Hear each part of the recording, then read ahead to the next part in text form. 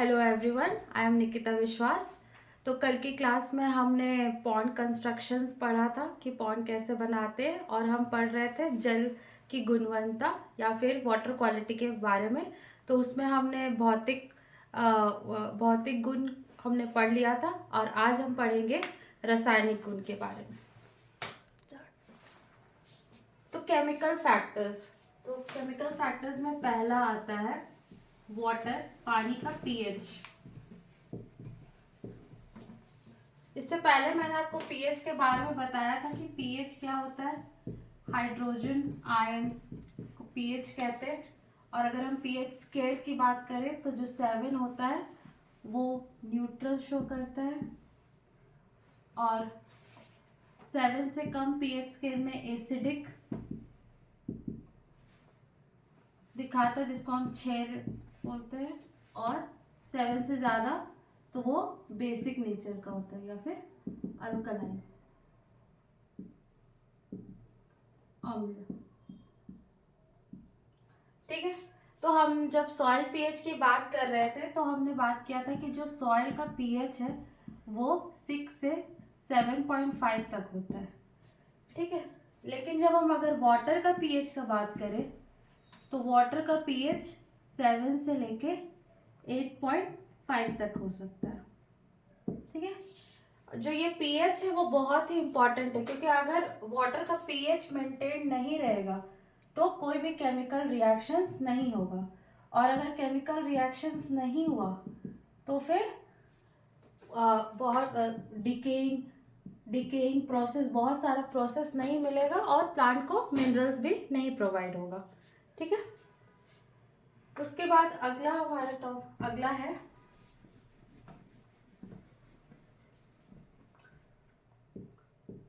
Dissolve oxygen, पानी का dissolve oxygen. ठीक है। तो पानी में हमको पता है कि जो मछलियां हैं वो तो डायरेक्टली ऑक्सीजन लेती है, और अगर पानी में जो डिजॉल्व ऑक्सीजन है उसी से पेड़ पौधे भी उगते हैं। पेड़ पौधे अगर बनाते हैं। ठीक है। अगर पानी में डिजॉल्व ऑक्सीजन नहीं रहेगा तो मछलियां मर जाएगी। लेकिन ये डिजॉल्व ऑक्सीजन आता कैसे? पहला, जो एटमॉस्फेयर में जो ऑक्सीजन होता है वो सरफेस से डिफ्यूज होता है। पहला तरीका ये है ऑक्सीजन में। और दूसरा है जो कि प्लांट बनाती है फोटोसिंथेसिस से, सनलाइट के मदद से।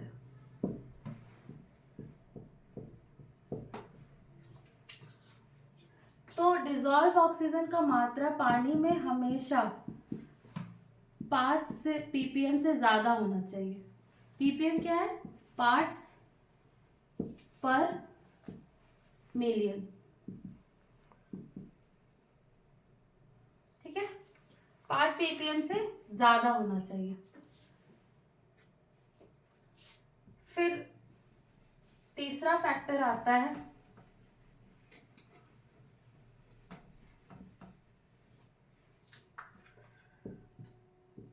टोटल अल्कनिटी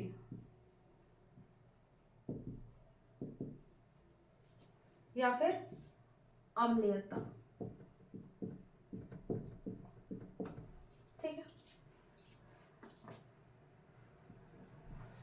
तो ये जो टोटल अल्कनिटी है ये होता है पानी में कितना कार्बोनेट की मात्रा है,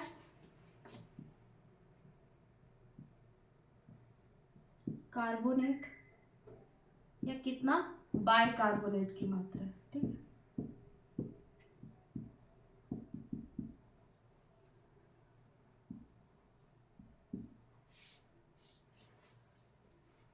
जो टोटल एल्कनिटी है वो वैसे तो 100 ppm के बराबर होना चाहिए। ठीक है।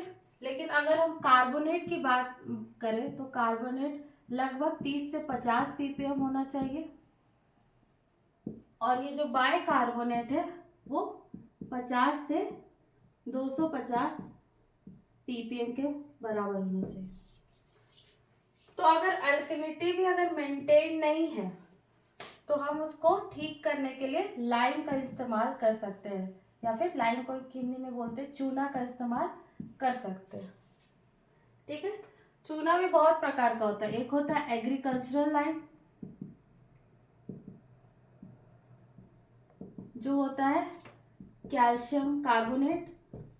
दूसरा होता है क्विक लाइम,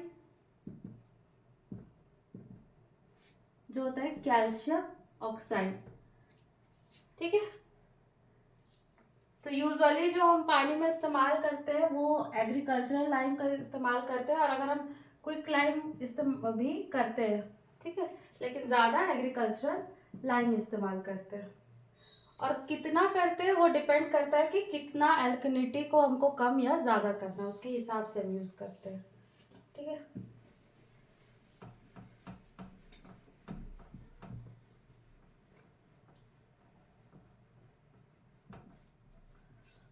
चौथा जो फैक्टर है वो है फ्री कार्बन।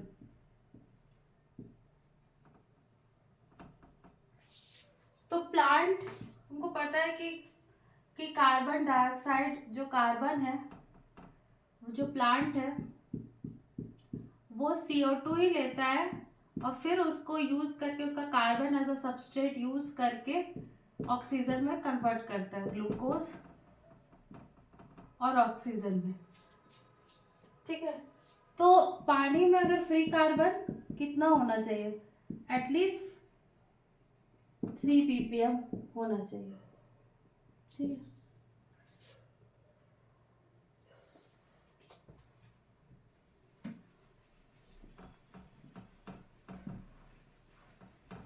उसके बाद पांचवा हार्डनेस या फिर कठोरता, पानी की कठोरता। तो ये पानी का जो हार्डनेस है वो डिपेंड करता है कि कैल्शियम और मैग्नीशियम का सॉल्ट कितना है। ठीक है, पानी में कितना कैल्शियम और मैग्नीशियम का सॉल्ट है।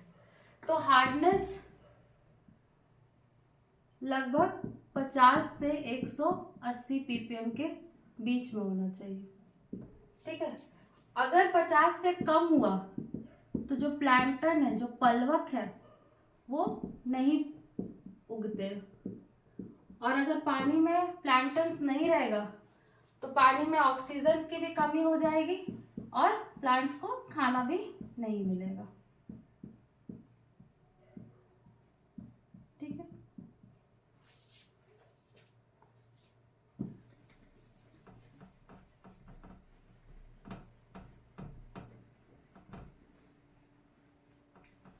छठा पॉइंट है अमोनिया।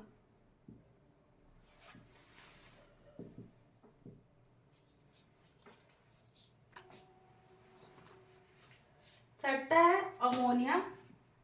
इसके साथ साथ हम बात करेंगे नाइट्राइट की और आठवां नाइट्रेट की।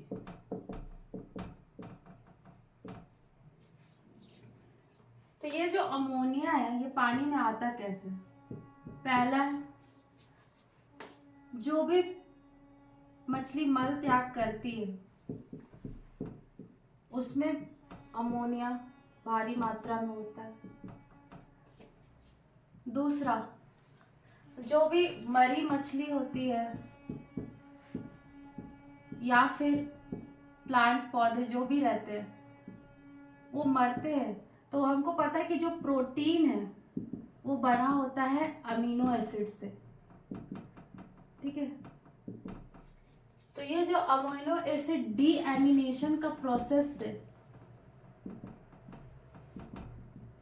चेंज हो जाता है अमोनिया में। ठीक है, और तीसरा तरीका है कि बहुत सारा जो अगर हम सप्लीमेंट फीड देते हैं, मतलब जो खाने के लिए मछली को देते हैं, वो भी कभी कभी अमोनिया उसमें भी रिच होती है, क्योंकि उसमें भी प्रोटीन होता है, तो वो भी जब सड़ती है तो वो भी अमोनिया रिलीज करती है। ठीक है,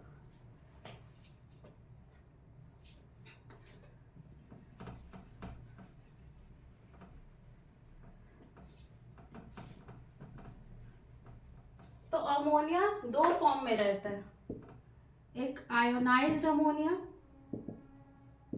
एक अनआयोनाइज्ड अमोनिया। आयोनाइज्ड मतलब NH3+ और एक NH4। ठीक है, तो अगर अमोनिया ज्यादा मात्रा में हुई तो वो भी टॉक्सिसिटी क्रिएट करती है और जिससे कि मछलियां मर जाती है। तो अमोनिया पानी में 0.05 से 0.5 ppm से ज्यादा नहीं होना चाहिए, नहीं तो फिशेस मर जाती है। ठीक है,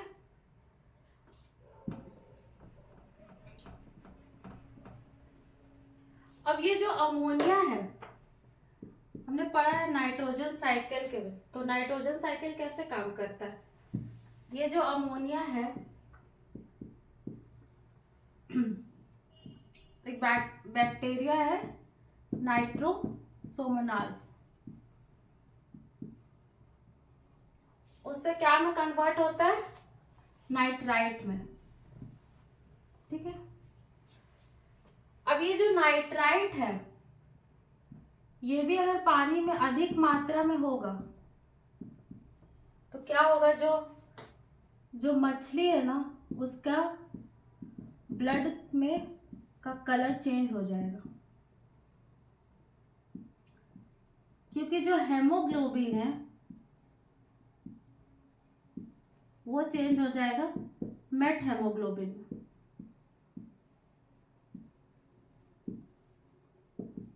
ठीक है, जिससे उसका ऑक्सीजन कैरी करने का कैपेसिटी कम हो जाएगा और फिर सांस ना लेने की वजह से मछलियां मर जाएगी। ठीक है, तो अगर नाइट्राइट है 0 से 0.5 ppm तक तब तो ठीक है, लेकिन अगर इससे ज्यादा मात्रा में हुई तो मछलियां मर जाएगी। ठीक है, अब यही नाइट्राइट ऑक्सीजन के प्रेजेंस में नाइट्रोबैक्टर जो बैक्टीरिया है वो उसको कन्वर्ट कर देगा नाइट्रेट में। ठीक है,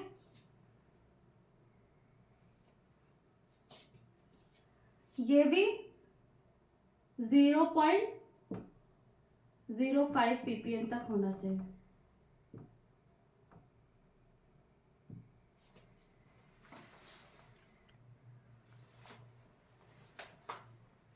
ये नाइट्रेट 1 ppm तक रह सकता है मैक्सिमम, इससे कम ही होना चाहिए, इससे ज्यादा नहीं बढ़ना चाहिए। ठीक है, लेकिन अगर ऑक्सीजन एब्सेंस में ये जो नाइट्राइट है ये नाइट्रेट में कन्वर्ट ना होके नाइट्रस में कन्वर्ट होके नाइट्रोजन में कन्वर्ट होके फिर ये एटमॉस्फेयर में रिलीज हो जाती है। तो ये इस तरह से पूरा पानी में क्या काम करता है, नाइट्रोजन साइकिल, और नाइट्रोजन साइकिल से ही डिकेइंग का प्रोसेस होता है और ये सब एज अ सबस्ट्रेट भी प्लांट लेती है। ठीक है,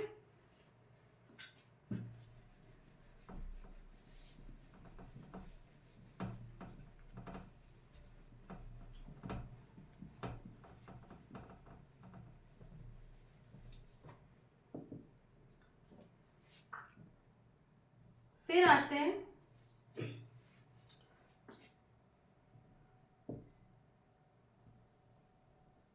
फॉस्फेट में।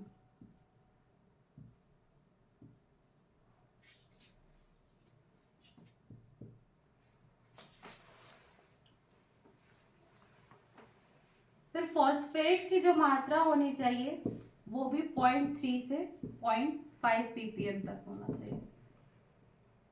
ठीक है, ये जो फॉस्फेट है ये भी इंपॉर्टेंट मिनरल्स है जो कि प्लांट के लिए इंपॉर्टेंट है, प्लांट एज अ न्यूट्रिएंट लेता है। ठीक है, फिर और भी ऐसे ही मिनरल है जैसे कि पोटाशियम।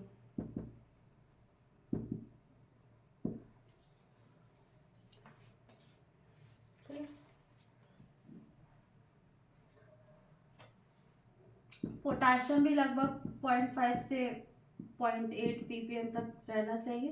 पोटाशियम है वो जो फिश का बोन्स है उसके लिए भी जरूरत होता है।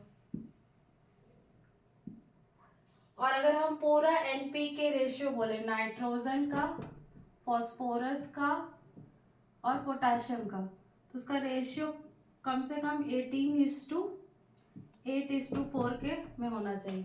अगर इतना मिनरल्स नहीं है पानी में तो हम फिर इसीलिए फिर क्या यूज करते हैं, बाहर से देते हैं बाय यूजिंग फर्टिलाइजर। ठीक है, तो ये था कुछ केमिकल फैक्टर्स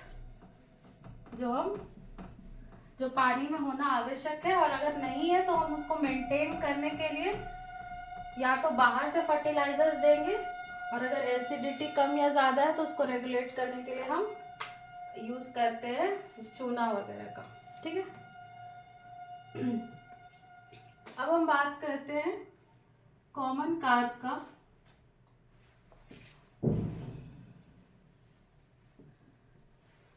ब्रीडिंग और बीज उत्पादन कैसे करते हैं।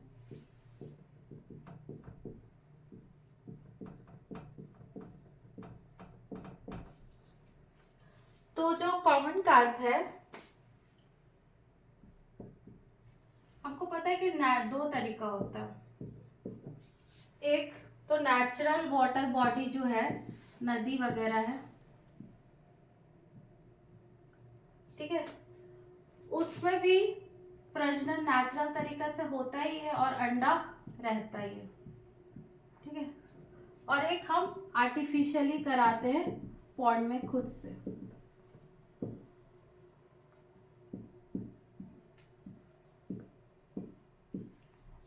लेकिन जो नेचुरल जो नदी वगैरह में होता है उसमें डिसएडवांटेज क्या है कि इसमें और भी जीव जंतु का अंडा मिक्स रहता है। तो अगर हमको सिर्फ किसी एक मछली का कल्चर करवाना है तो बहुत दिक्कत होता है। इसीलिए आजकल हम लोग आर्टिफिशियल तरीका से हम लोग तालाब में करवाते हैं, तालाब में बीज का उत्पादन करते हैं। ठीक है,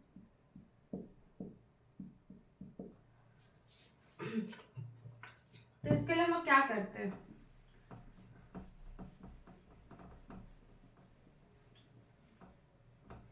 इसके लिए पहले एक प्रजनन तालाब रहेगा, ब्रीडिंग तालाब जिसको बोलते हैं।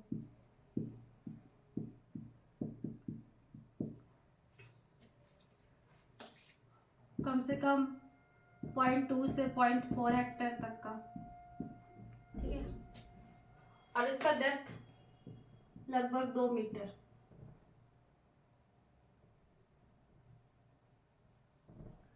ठीक है, तो इस तालाब में पहले 1 सप्ताह पहले ही, जब तालाब बन गया तो 1 सप्ताह पानी डालने का 1 सप्ताह पहले क्या करते हैं हम लोग, इसमें चूना डाल देते हैं 200 kg पर हेक्टेयर के हिसाब से। ठीक है, 200 kg पर हेक्टेयर के हिसाब से डालते हैं तो मतलब 0.2 हेक्टेयर में कितना डालेंगे, 200 इंटू 0.2 मतलब लगभग 40 kg, 40 से 80 kg के बराबर। ठीक है, उसके बाद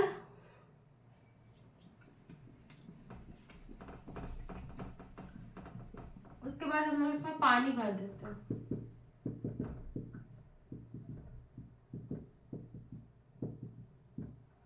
उसके बाद हम लोग इसमें 2000 kg के हिसाब से, पर हेक्टेयर के हिसाब से गोबर डाल देते हैं, क्योंकि ये भी इसमें भी बहुत सारा न्यूट्रिएंट रहता है, काउ डंग इसको ही बोलते हैं। ठीक है, और लगभग जब हम लोग को प्रजनन करवाना है उससे 2 से 3 महीना पहले ही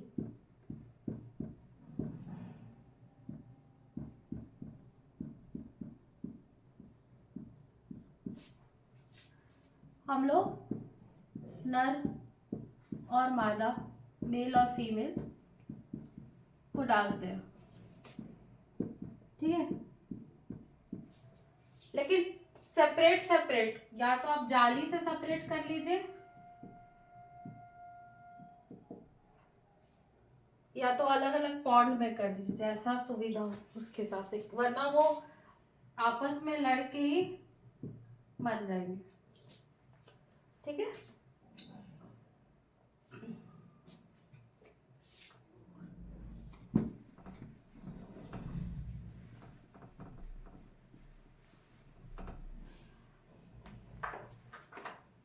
तो जो भी है, जो हम लोग जो स्पॉन डाल रहे हैं, स्पॉनर जिसको बोलते हैं, जो ब्रीडिंग करने वाले हैं उसको स्पॉनर कहते हैं, उसको स्पॉनर कहते हैं। वो उसका एज 2 साल से ज्यादा होना चाहिए और लगभग उसका वेट 2 kg होना चाहिए।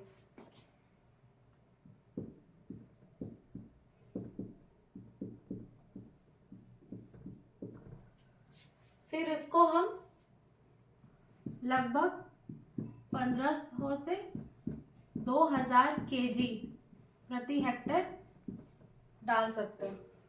अच्छा, 500 से 2000 kg हम बोल रहे हैं, तो मतलब नंबर में अगर हम बात करें तो एक अगर 2 kg का होगा तो लगभग कितना 1000 नंबर ऑफ स्पॉनर्स डाल सकते हैं, ठीक है।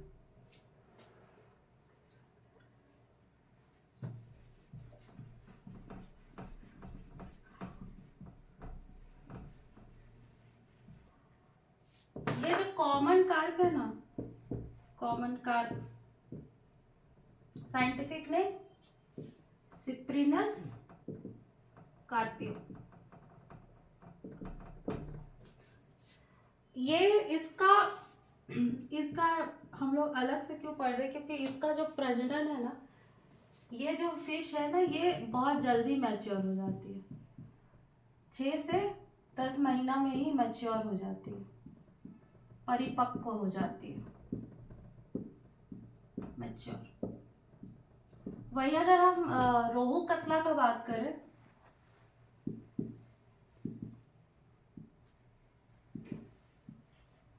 तो उसको लगभग 2 से 3 साल लग जाता है, ठीक है। इसीलिए आजकल कॉमन कार्प का ब्रीडिंग ज्यादा किया जाता है, क्योंकि कम टाइम में ज्यादा प्रोडक्शन मिलता है।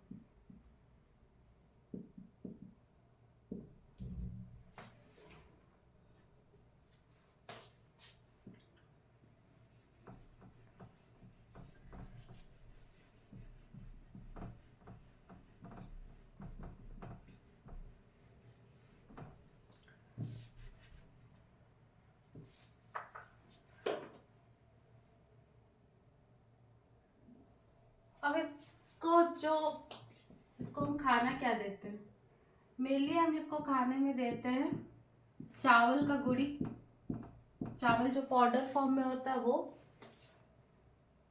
फिर देते हैं इसको मूंगफली,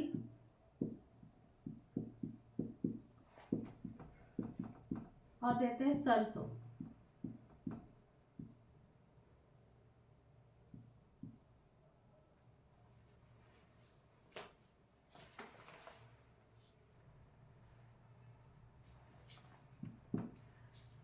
तो ये जो चावल का गुड़ी, सरसों, मूंगफली, ये हम 4.5:4.5:1 का रेशियो में देते हैं। कितना?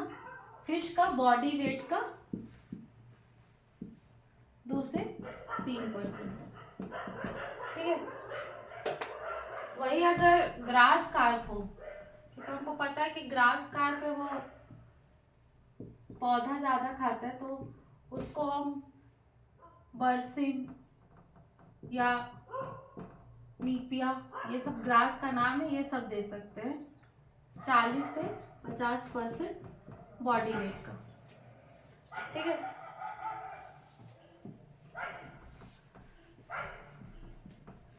अच्छा, पानी है,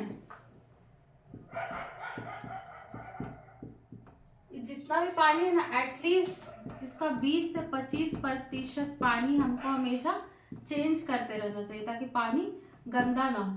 कितने दिन में?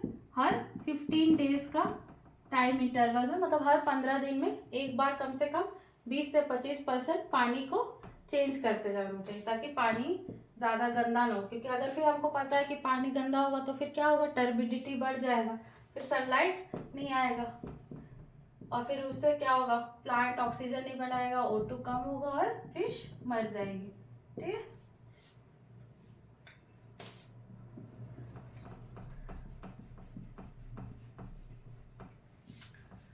और जो ये जो ब्रूडर है ना, एक बार जो हम लोग डाले, जो ब्रूडर है यानी जो नर और मादा हम डाले, जिसको ब्रूडर भी कहते हैं, स्पॉनर भी कहते हैं, तो ये जो है इसका भी हमको चेंज करते रहना चाहिए हर साल। एक बार नहीं, एक बार कि हाँ इसने अंडा दे दिया फिर यही को बार बार स्पॉन करा रहे, नहीं। क्या होता है ना कि अगर हम हमेशा हर साल एटलीस्ट 10 से 15% चेंज कर देना चाहिए, मतलब 10 से 15% मछली को हटा के फिर नई मछली लेते आना चाहिए। क्योंकि अगर हम वही मछली लाएंगे तो जेनेटिकली डिफेक्ट आ जाएगा, जिसको हम बोलते हैं इनब्रीडिंग डिप्रेशन। तो अगर हमको अच्छा मछली चाहिए और स्वस्थ मछली चाहिए तो ज़्यादा से ज़्यादा अलग अलग वैरायटी रहना चाहिए। स्पीसीज सेम होना चाहिए, वैरायटी अलग अलग होना चाहिए, ताकि अच्छा प्रोजनी हो।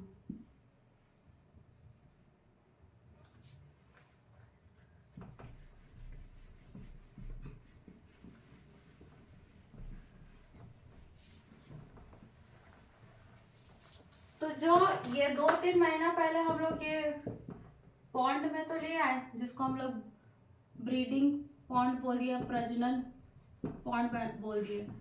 जब हम लोग को प्रजनन कराना है तो क्या करते हैं ना, 2 से 3 दिन पहले हम लोग उसको कंडीशनिंग पॉन्ड में डाल देते, देखते कि कोई भी जो हम लिए ब्रीडिंग के लिए वो एकदम स्वस्थ हो, कोई उसमें कोई बीमारी ना हो। ठीक है, वो लेकर 2-3 दिन रखते हैं देखने के लिए कि वो ठीक है कि नहीं। अभी भी देखो मेल फीमेल अलग है। फिर जब हमको प्रजनन कराना रहता है तब हम जो तालाब है वो प्रजनन तालाब उसमें डालते हैं, और नेट के सहारे, नेट रहता है आसपास में, और उसको ब्रीडिंग करवाते हैं। यूजुअली जो ब्रीडिंग होता है वो रात के टाइम में होता है, और यूजुअली इनको जब बरसात का मौसम होता है तब ब्रीडिंग होता है। ठीक है। तो जैसे ही फिर ब्रीडिंग होके ये लगभग जो अंडा हैचिंग और ये सब में पूरा टाइम 40 से 50 आवर्स लगता है, लेकिन रात भर में 24 आवर्स में ये ब्रीडिंग कर देती है। तो जैसे ब्रीडिंग खत्म होके फिर ये एग रिलीज करती है तो हमको फिर मेल और फीमेल को फिर सेपरेट कर देना होता है, ये जाल का मदद से हटा देना होता है, नहीं तो फिर ये अपने ही बच्चा को खा जाएगी। ठीक है। यूजुअली आजकल पॉन्ड की जगह हम लोग क्या करते हैं ना, एक हापा बनाते हैं, हापा। इसमें क्या करते हैं, ये जो तालाब है इसी में बांस का ऐसे 4 बांस का ऐसे कर देते हैं, और उसमें जो मार्किंग कपड़ा है उससे स्क्वायर ऐसे करके पूरा ढक देते हैं, मतलब ऐसे 4 स्क्वायर शेप में रहेगा इस तरह से, और मार्किंग कपड़ा से हर तरफ से ढका हुआ रहेगा। ठीक है, ऐसे इस तरह से। और ये कम से कम जो पानी के सतह से 15 से 20 सेंटीमीटर ऊपर रहना चाहिए, ये नीचे वाला से, और ऊपर का से कम 20 से 25 सेंटीमीटर ऐसे नीचे रहना चाहिए इस जगह। ठीक है। फिर अगर हम जब कॉमन कार्प की बात करें ना, तो उनको ये एक हाइड्रिला करके प्लांट आता है, ऐसे ऐसे, वो हम इसमें भर देते हैं।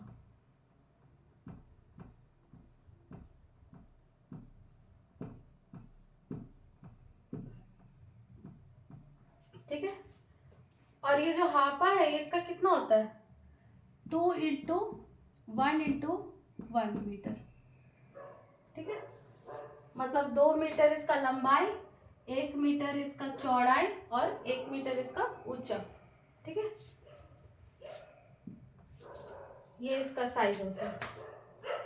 फिर यहाँ जब यहाँ ब्रीडिंग होगा तो फिर वो क्या करेगी, एग रिलीज कर देगी। फीमेल्स अपना एग रिलीज करेगी और मेल अपना मिल्ट रिलीज करेंगे। मिल्ट में क्या रहता है, स्पर्म, फिर वो फर्टिलाइज कर जाएगा और फिर उसके बाद हम मेल फीमेल को हटा देते हैं। ठीक है, अच्छा एक बात मैं बताना भूल गई कि हम पहचानेंगे कैसे कि कौन सा मेल और कौन सा फीमेल मैच्योर है या अंडा देने वाला है।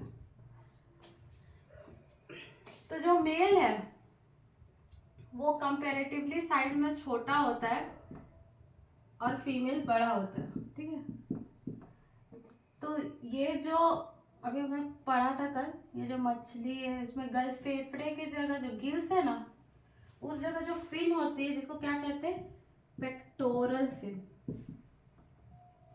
ठीक है, तो ये जो मेल में जो अगर हम उठाएंगे ना तो वो थोड़ा रफ रहता है, उसके नीचे का, इसको ऐसे उठाएंगे तो उसका सतह रफ रहता है और ये छोटा रहता है कंपेयर टू फीमेल। और फीमेल का वही हम बात करेंगे पेक्टोरल फिन, तो वो चिकना रहता है, सॉफ्ट।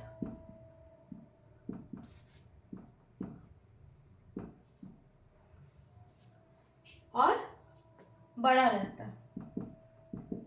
वही अगर हम बॉडी साइज का बात करें तो मेल क्या रहता है, ऐसे स्लिम बॉडी रहता है और छोटा। वही क्योंकि इसमें एग रहता है तो ये पूरा फ्लफी रहता है, मोटा रहता है और इसका जो एनल वाला पोजीशन पास है वो एकदम पूरा रेडिश रहता है, लाल रंग का रहता है।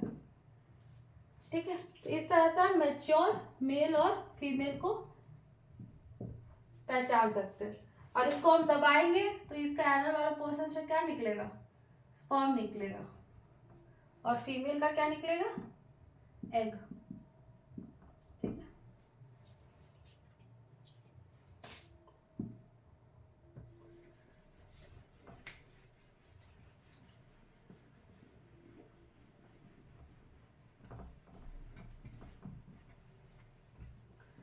तो यूजुअली कॉमन कार्प को कितना 2 बार ब्रीडिंग करवाया जाता है, एक बार जनवरी से मार्च महीना में और एक बार जुलाई से अगस्त के टाइम।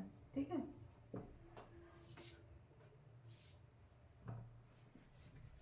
अब हम पढ़ेंगे प्रेरित प्रजनन।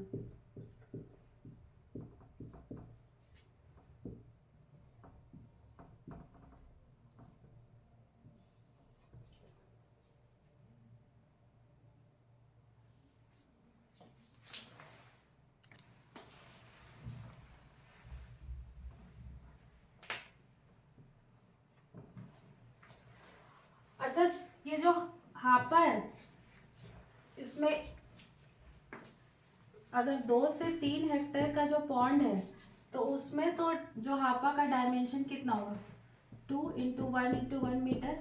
लेकिन अगर 3 से 5 हेक्टेयर का पॉन्ड है तो बड़ा हापा लगता है और उसमें क्या होगा, हापा का ये डायमेंशन 3 × 1.5 × 1 मीटर। ठीक है, और यूजुअली तो हम रेशियो मेल और फीमेल का कितना रखते हैं, 1:1, मतलब 1 मेल 1 फीमेल।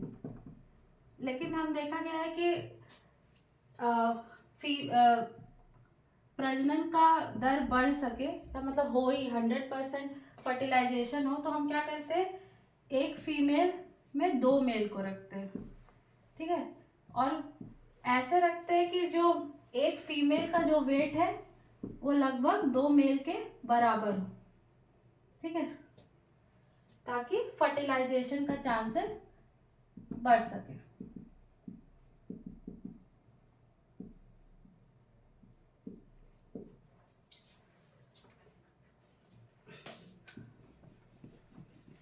अब हम आते हैं प्रेरित प्रजनन।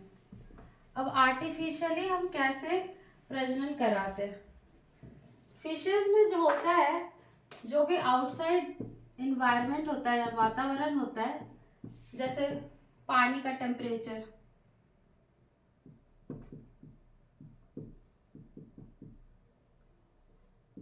या फिर बारिश, ठीक है, ये सब जो बाहर का वातावरण है, इससे क्या होता है, जो फिश का पिट्यूटरी ग्लैंड है उससे हार्मोन्स रिलीज होता है, जिससे फिर फिश प्रजनन करती है। ठीक है, तो ये चीज हम आर्टिफिशियली भी करा सकते हैं। इसके लिए आजकल क्या किया जाता है,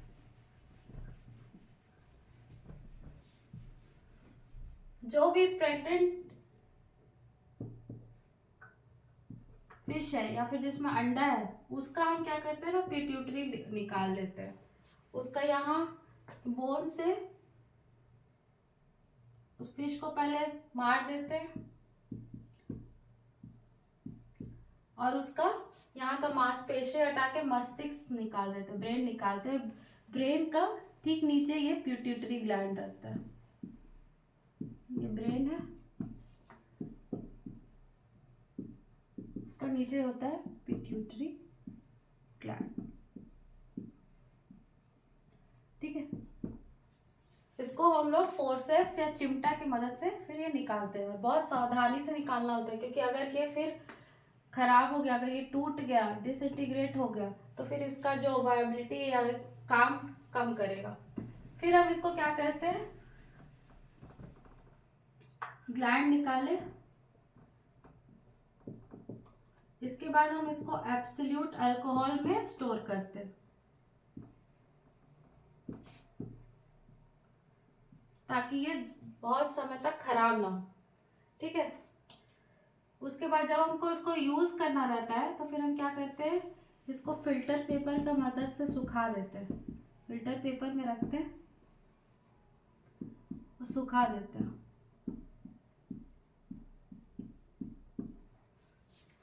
फिर उसका वजन करते हैं, क्योंकि हर मछली में अलग अलग डोजेज रहता है। ठीक है, तो मछली के हिसाब से कितना डोज देना, उसके हिसाब से इसका वजन करते हैं। फिर एक आता है होमोजेनाइजर, टिश्यू होमोजेनाइजर, ये क्या करता है, ये जो हम लोग टिश्यू लिए पिट्यूटरी ग्लैंड का, उसमें हम लोग क्या मिलाते हैं, फिल्टर वाटर।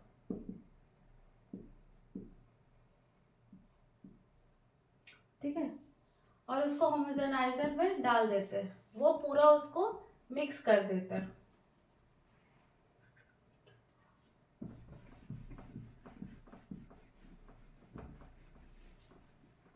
और जब वो अच्छे से मिक्स हो जाता है तो उसके बाद हम लोग उसको सेंट्रीफ्यूज में डाल देते हैं, सेंट्रीफ्यूज मशीन में। सेंट्रीफ्यूज मशीन उसको घुमाता है और उससे क्या होता है, जितना भी टिश्यू वाला पार्ट है वो नीचे आ जाता है और हार्मोन जो पानी में घुल जाता है वो ऊपर आ जाता है। ठीक है, ये हार्मोन, और फिर हमको इसको इंजेक्शन की मदद से इसको लेते हैं और फिर फिश में हम लोग इसको लगा देते हैं।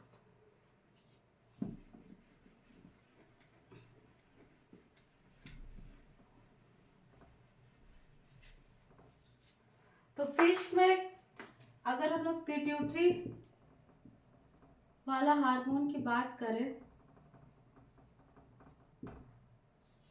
तो जो फीमेल्स है उसमें इसका 2 डोजेस लगता है और जो मेल है उसमें एक ही डोज लगता है। फीमेल में पहला डोज देने के 4 से 8 घंटे के बाद दूसरा डोज देते हैं।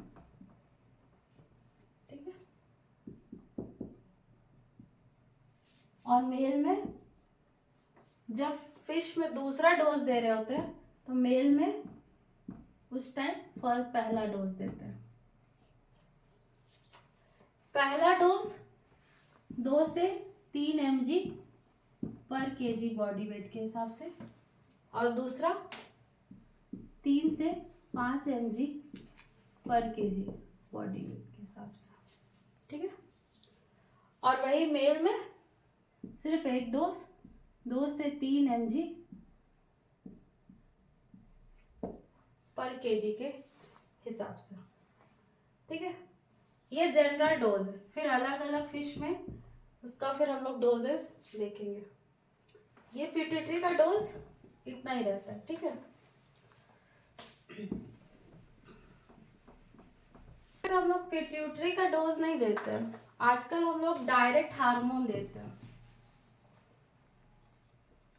इंजेक्शन में, जो कि है ओवाप्रिम और ओवाटाइन। इसका सिंगल डोज ही काफी होता है, ठीक है। अच्छा, डोज कब देते हैं? 6 घंटा में। हमको पता है कि जो कॉमन कार्प है वो यूजुअली रात के टाइम ब्रीडिंग करता है, तो अगर हम पिट्यूटरी वाला डोज दे रहे हैं तो अगर हम 4 बजे एक डोज देंगे, 4 बजे शाम में, तो फिर दूसरा डोज कब देंगे फीमेल में? रात का 10 बजे, ठीक है, 4 से 8 घंटा बाद। और वही अगर मेल में देना है तो सिर्फ एक बार रात के 10 बजे दे दिए। और वही अगर हमको सिर्फ हार्मोन का इंजेक्शन लगाना है तो मेल हो या फीमेल हो, उसमें सिर्फ एक डोज ही देते हैं, एक डोज देते हैं, वो भी शाम के टाइम, ताकि रात में ब्रीडिंग हो सके। जो पिट्यूटरी है उसका तो डोजेस लगभग सब में सेम रहता है, 2 से 3 mg पर केजी अभी बताए थे, और 6 घंटा बाद 3 से 5 mg पर केजी। और मेल में वही एक डोज 2 से 3 mg पर केजी, ठीक है।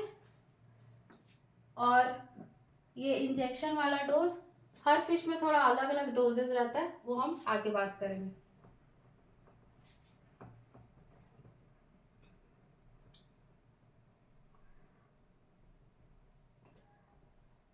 अच्छा, इंजेक्शन देते कैसे? अब हम बताते हैं इंजेक्शन देने का प्रोसेस कैसा रहता है, देते कैसे।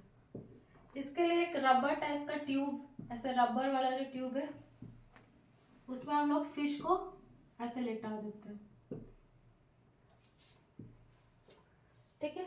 फिर एक आदमी इसका मुंह ढक देता है कपड़ा से, और दूसरा आदमी या फिर आप ही एक हाथ से इसका मुंह ढकते हैं, और दूसरे हाथ से जो ये लैटरल लाइन होता है उसके ठीक नीचे 45 डिग्री का एंगल में ऐसे टेढ़ा करके इंजेक्शन लगा देते हैं, ताकि, और जैसे इंजेक्शन लगाते हैं पानी में तुरंत छोड़ देते हैं, ज़्यादा देर तक बाहर नहीं रखते, ताकि फिश जो है वो स्ट्रेस में ना आए, क्योंकि अगर वो स्ट्रेस में आएगी तो फिर वो मर जाएगी, ठीक है।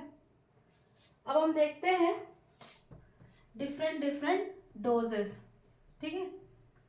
तो पहले हम देखते हैं कि हर मछली में ओवा प्रिम का डोजेस।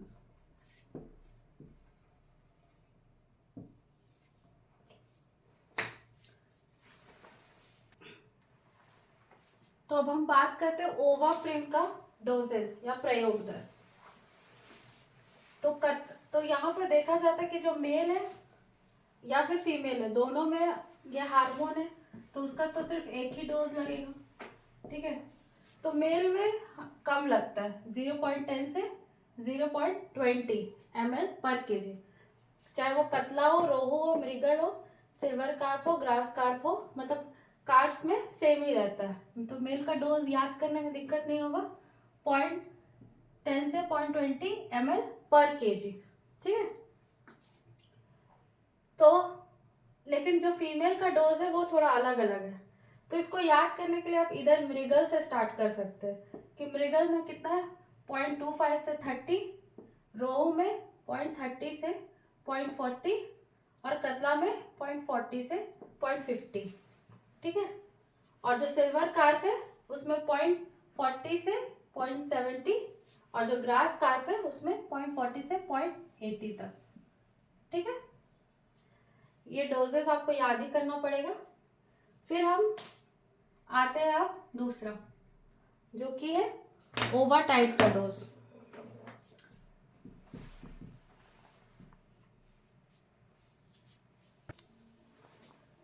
अब हम आते हैं ओवाटाइड का डोज में। तो ओवाप्रेम में तो आसान था, मेल में सबका डोजेस सेम था, लेकिन ओवाटाइड में थोड़ा अलग आ जाता है। इसमें भी हम एक ही डोज देते हैं।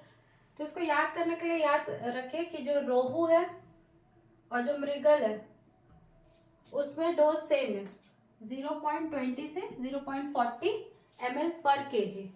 और जो कतला है और सिल्वर कार्प है वो ग्रास कार्प है, ये तीनों में फीमेल में सेम है, 0.40 से 0.50, ठीक है। और वैसे ही फिर अगर हम मेल का बात करें तो इसमें भी रोहू मृगल का डोज सेम है, मेल में भी सेम है और फीमेल में भी सेम है, 0.10 से 0.20 ml पर केजी, वैसे ही इसमें भी, ठीक है। फिर थोड़ा सा डोजेस में अगर यहाँ पर क्या था कि तीनों का फीमेल का डोज सेम था, कतला का, सिल्वर कार्प का और ग्रास कार्प का।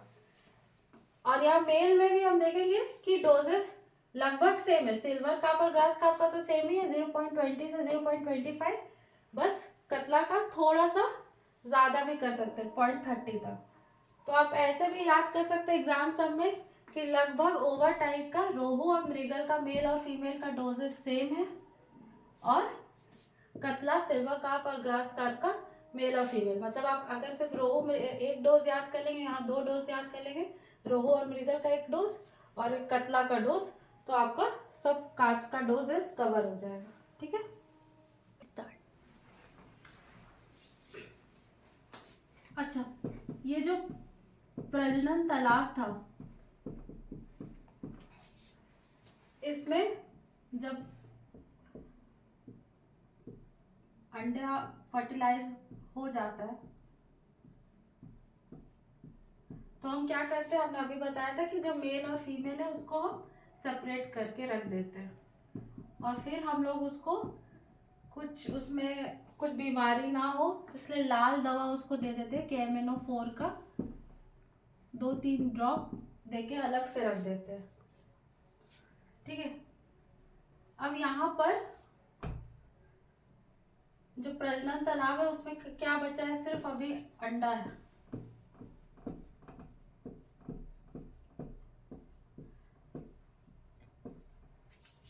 तो इसमें क्या है कि कुछ अंडा फर्टिलाइज होगा और कुछ नहीं रहेगा।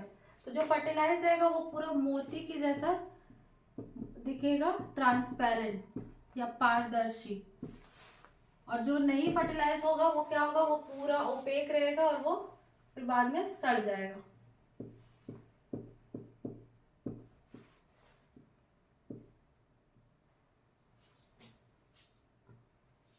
ठीक है।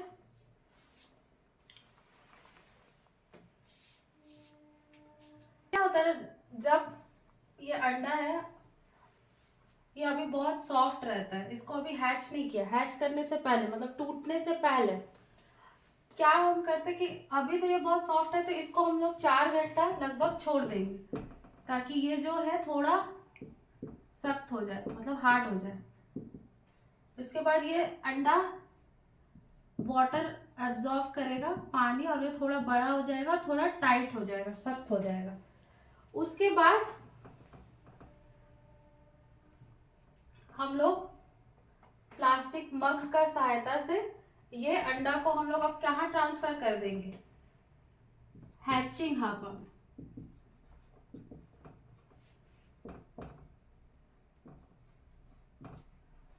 ठीक है। हैचिंग हापा कैसा रहता है, ये तालाब है, इसमें हम लोग दो वही सेम प्रोसेस बांस का बनाएंगे, लेकिन अब इसमें डबल लेयर करेंगे। पहला लेयर वही मार्किंग कपड़ा से कर देंगे, ठीक है, और अंदर और एक लेयर उसमें मच्छरदानी वाला जो कपड़ा है वो यूज करेंगे।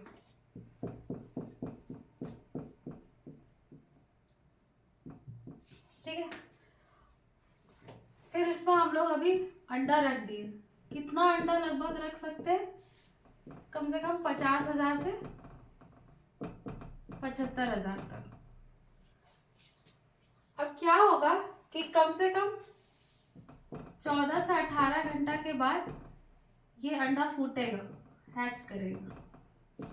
ठीक है, तो इसका जो जाली है, ये जो बाहरी वाला जाली है वो तो उतना ही रहता है 2x1x1, लेकिन जो अंदर वाला जाली है उसका डायमेंशन क्या रहता है? छोटा रहता है, 0.75 इंटू 0.8 इंटू 0.5 मीटर का।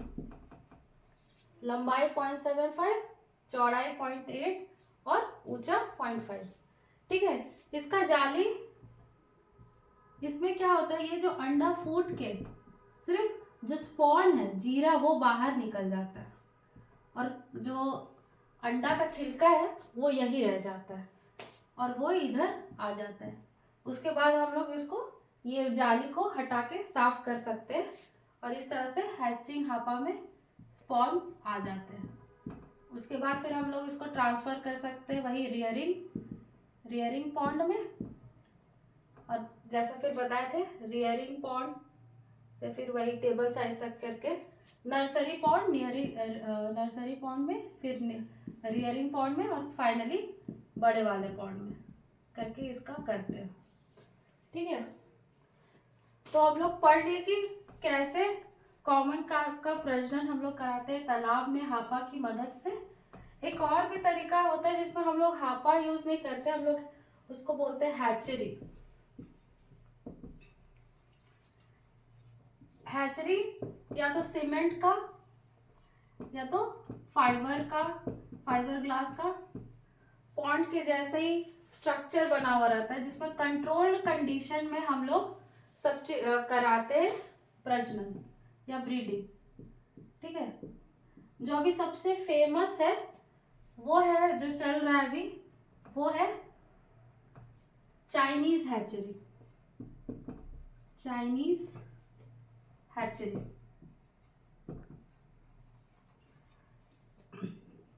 तो चाइनीज हैचरी में कैसे प्रजनन कराते हैं